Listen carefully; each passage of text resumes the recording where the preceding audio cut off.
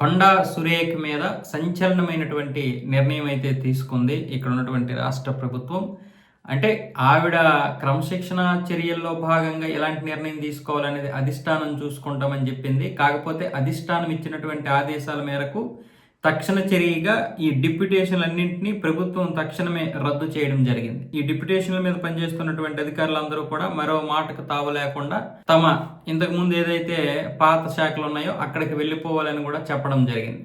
అలాగే మాజీ ఓఎస్డి చేసినటువంటి దందాలు ఏవైతే ఉన్నాయో ఈ దందాలు 10 కోట్ల రూపాయలకు పైగానే ఉన్నట్లుగా రాష్ట్ర ప్రభుత్వం చూసింది. దీనికి సంబంధించినటువంటి పాత కేసులన్నీ తవ్వుతోంది.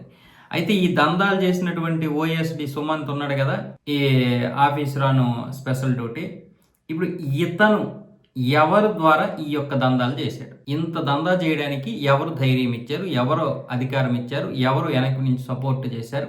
ఇవన్నీ కూడా ఇప్పుడు తవ్వి తీసేటటువంటి ప్రయత్నాలు జరుగుతున్నాయి. అలాగే ఒక హత్య కేసు కూడా ఇప్పుడు అతని మీద పెట్టడం జరిగింది. అంటే ప్రభుత్వానికి వ్యతిరేకంగా వెళ్తే ఎలాంటివైనా సరే తవ్వి తీస్తారు. అదే సురేఖ ఒకవేళ ఇలాంటి అలిగేషన్లు ఏం చేయకపోయినా వాళ్ళ అమ్మాయి ఏదైనా ఇప్పుడు ఏదైతే రేవంత్ రెడ్డి మీద వాళ్ళ మీద అనకపోతే ఇప్పుడు ఈ ఓఎస్టీ అందరూ మంచోళ్ళే, అలాంటివి ఏమీ తీయరు. అంటే ప్రతి మంత్రి ప్రతి నాయకుడు ఏదో ఒక విధంగా తప్పులు చేస్తూనే ఉంటారు. కాకపోతే వాళ్ళు ప్రభుత్వానికి దీనిగా ఉంటారు కాబట్టి అలాంటి వారిని తీయరు.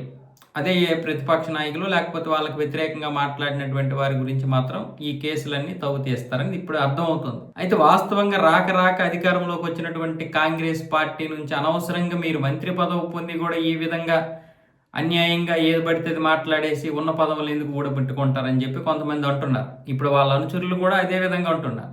రేపు భవిష్యత్తులో నీకు నచ్చకపోతే ఎలక్షన్ టైంలో వేరే పార్టీకి వెళ్ళిపోవచ్చు, కానీ ఇప్పుడేంటి ఇది మంత్రి పదవి ఇచ్చినప్పుడు దీన్ని వినియోగించుకోవాలని కొంతమంది అంటున్నారు.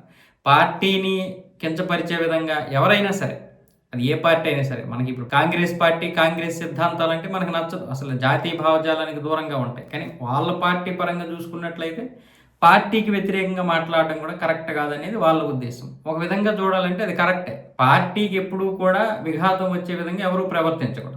అంటే ఇక్కడ మనం కాంగ్రెస్ బీజేపీ వదిలేయండి, ఎవరైనా ఏ పార్టీ అయినా సరే అందులో ఉన్నటువంటి నాయకులకి నచ్చకపోతే పార్టీ బయటకు వచ్చేసి విమర్శించడమే, కానీ పార్టీలో ఉంటూ విమర్శిస్తే అది ఎవరైనా క్రమశిక్షణ చర్యల్లో ఖచ్చితంగా చర్యలు తీసుకుంటారు.